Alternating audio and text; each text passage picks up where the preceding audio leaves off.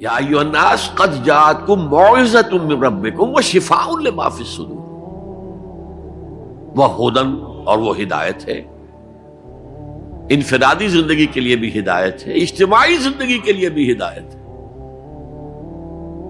کبھی اگر سورہ فاتحہ پر آپ غور کریں جو ہماری نماز کا جزو لازم ہے، تو ہم پہلے کہتے ہیں الحمدللہ رب العالمین الرحمن الرحیم مالک یوم الدین ایاک نعبد و ایاک نستعین۔ یہ ہدایت تو ہمیں پہلے ہی ملی ہوئی ہے۔ پھر جو ہم کہتے ہیں اہدنا الصراط المستقیم، اللہ کو ہم نے پہچان لیا، اسے رب العالمین مان لیا، اسے رحمان مان لیا، اسے رحیم مان لیا، اسے روز جزا کا حاکم مطلق مان لیا، تو اب کون سی ہدایت رہ گئی؟ ہدایت تو آ گئی۔ اب اصل ہدایت جو درکار ہے وہ ہے جو ریلیونٹ ہے آج کے دور میں،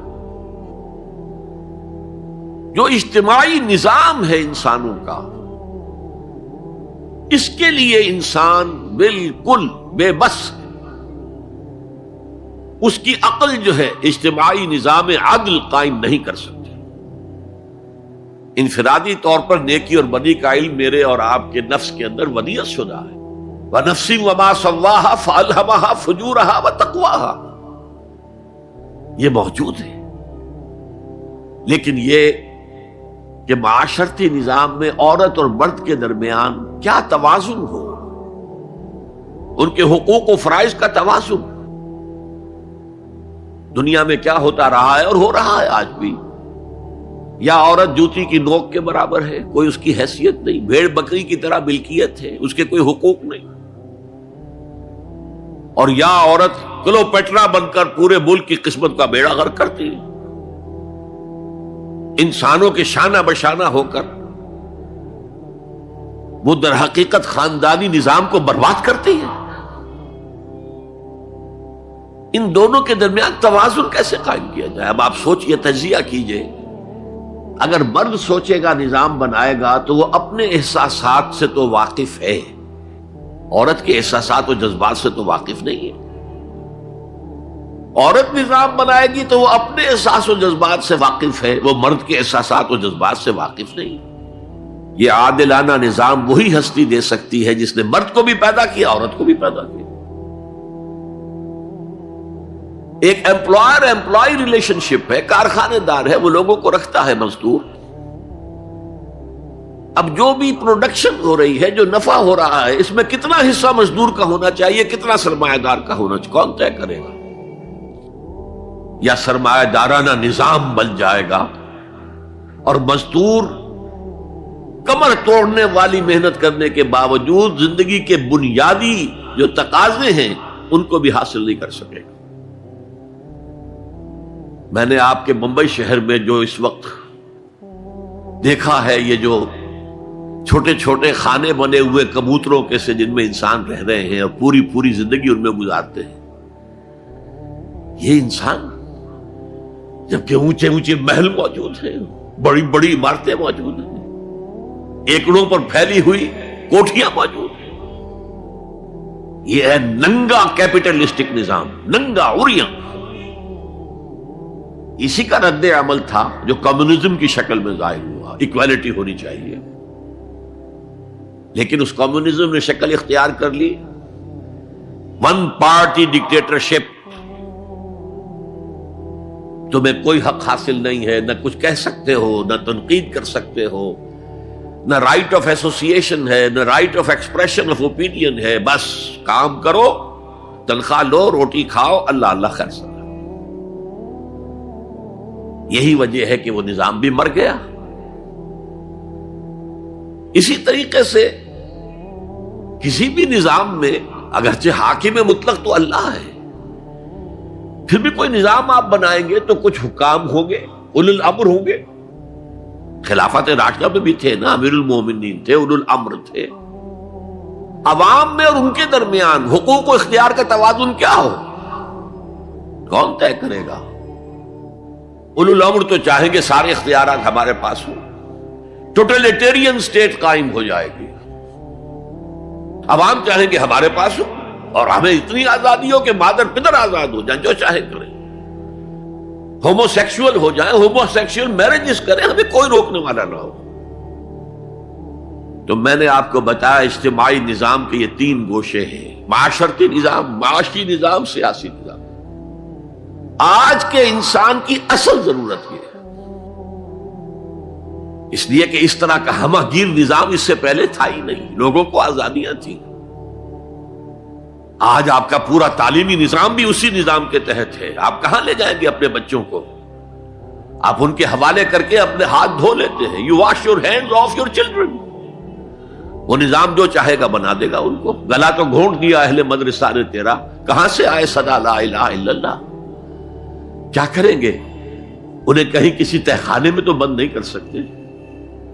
آپ اپنے گھر میں ٹیلی ویژن نہیں لائیں گے، وہ جا کر دکان پہ دیکھیں گے۔ جب تک نظام درست نہ ہو، اور نظام کی ہدایت ہے جو قرآن نے دی ہے اصل، ورنہ اخلاقیات کا معاملہ میں آپ سے عرض کر دوں کہ یہ تو نوع انسانی کی مشترک میراث ہے۔ سچ بولنا اچھا ہے، جھوٹ بولنا برا ہے، کون نہیں جانتا؟ کیا ہندو نہیں جانتا؟ کیا بدھ مت کا پیرو نہیں جانتا؟ وعدہ کرنا اچھا ہے، وعدہ خلافی بری ہے، کون نہیں جانتا؟ عیسائی نہیں جانتا، یہودی نہیں جانتا، سب جانتے۔ بیسک ہیومن مورالٹی تو ہمارے اندر ہے، جیسا کہ میں نے آیت آپ کو سنائی، وَنَفْسٍ وَمَا سَوَّاهَا فَأَلْهَمَهَا فُجُورَهَا وَتَقْوَاهَا۔ انسان کا نفس جو اللہ نے پوری طرح تیار کر دیا، نوک پلک سنوار دی، اور اس میں نیکی اور بدی کی تمیز ودیت کر دی۔ لہذا اصل ہدایت ہے آج جس کی ضرورت ہے وہ اجتماعی نظام۔ 2 منٹ اور لے لوں آپ کے۔ 300 سال سے انسان اسی اجتماعی عدل کی تلاش میں ادھر سے ادھر ٹھوکریں کھا رہا ہے۔ کوئی 250 برس سے زیادہ ہو گئے ہیں۔ فرانس میں انقلاب آیا، کیوں آیا؟ یہ بادشاہت، جیبانی ادارت۔ بادشاہ کون ہے؟ وہ بھی انسان ہے، ہم بھی انسان ہیں۔ اسے کیا حق ہے کہ وہ حکومت کرے؟ لہذا انقلاب آیا، سخت خونی انقلاب آیا، لوگوں نے چاہا کہ عدل ہو، لہذا فرینچ ریولوشن آیا۔ لیکن چونکہ وہ ریولوشن یک طرفہ تھا، صرف سیاسی نظام بدلا، معاشی نظام نہیں بدلا، سود موجود رہا، لہذا اس کے بعد کیپٹلزم کی لعنت مسلط ہو گئی۔ پہلے لارڈز اینڈ بیرنز اور بڑے بڑے زمیندار اور جاگیردار سروں پر مسلط تھے، اور اب کارخانے دار اور کیپٹلسٹ مسلط ہو گئے۔ آج کی جمہوریت کیا ہے؟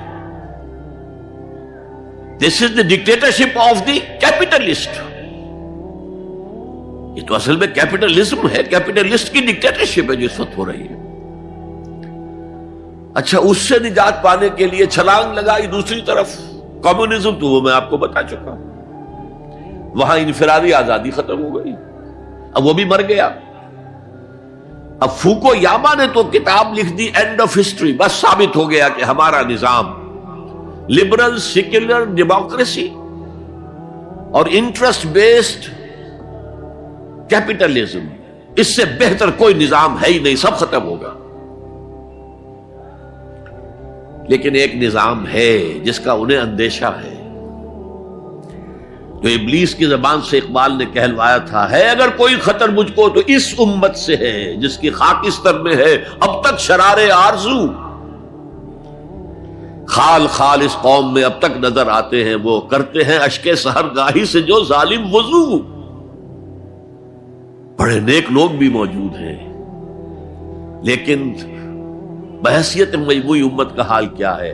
جانتا ہوں میں یہ امت حامل قرآن نہیں، جانتا ہوں میں یہ امت حامل قرآن نہیں ہے، وہی سرمایہ داری بندہ مومن کا دین۔ جانتا ہوں میں کہ مشرق کی اندھیری رات میں بے ید بیضا ہے پیران حرم کی آستین، پیر ہیں، مرشد ہیں، ان کی آستینوں میں ید بیضا نہیں ہے، حضرت موسیٰ والا۔ بہرحال فوکو یاما کی نفی کی پھر بعد میں، اور کتاب لکھی گئی کلیش آف سیویلائزیشنز، تہذیبوں کا ٹکراؤ ابھی آئے گا۔ تو میں اس سے زیادہ اس ایشو پر نہیں جانا چاہتا. ہدایت، انفرادی ہدایت بھی قرآن میں ہے، اور سب سے بڑھ کر اجتماعی ہدایت جس کی آج کے انسان کو سب سے زیادہ ضرورت ہے، the system of social justice, جو صرف اللہ دے سکتا ہے. اس لیے کہ کارخانے دار بھی اسی کی مخلوق ہے اور مزدور بھی اسی کی مخلوق ہے. جو اولو الامر ہے وہ بھی اسی کے پیدا کرنا ہے، اور جو عوام ہے وہ بھی اسی کے پیدا کرنا ہے. مرد بھی اسی کا پیدا کرنا ہے، عورت بھی اس کی پیدا کرنا ہے. جیسے ایک حدیث میں آتا ہے الخلق عیال اللہ، تمام مخلوق اللہ کے کلبے کے مالک ہے. وہ عدل دے گا، وہ سوشل جسٹس دے گا، وہ توازن دے گا آپ کو معاشرتی نظام میں، معاشی نظام میں، سیاسی نظام میں. اس کا نتیجہ چوتھا جو نکلے گا رحمت للمومنین، اب وہ رحمت ہوگی آخرت. جیسے حضور نے فرمایا الزہراوین نام دیا سورہ بقرہ کو اور سورہ آل عمران کو. الزہراوین، زہرا کہتے ہیں بہت تابناک حضرت فاطمہ زہرا رضی اللہ تعالی عنہ. الزہراوین یہ دو بدلیوں کی صورت میں میدان حشر میں ظاہر ہوں گی، اور جو ان سے محبت کرنے والے تھے ان پر سایہ کرے. دے کے حضور آکھن منگتے دی خیر ہووے، دے کے حضور آکھن منگتے دی خیر ہووے. منگتا کبے سخی دے، منگتا کبے سخی دے، بوہے دی خیر ہووے. دے کے حضور آکھن منگتے دی خیر ہووے، دے کے حضور آکھن. اور جنت بڑی جگہ لگیا جڑی جگہ تے، جنت بڑی جگہ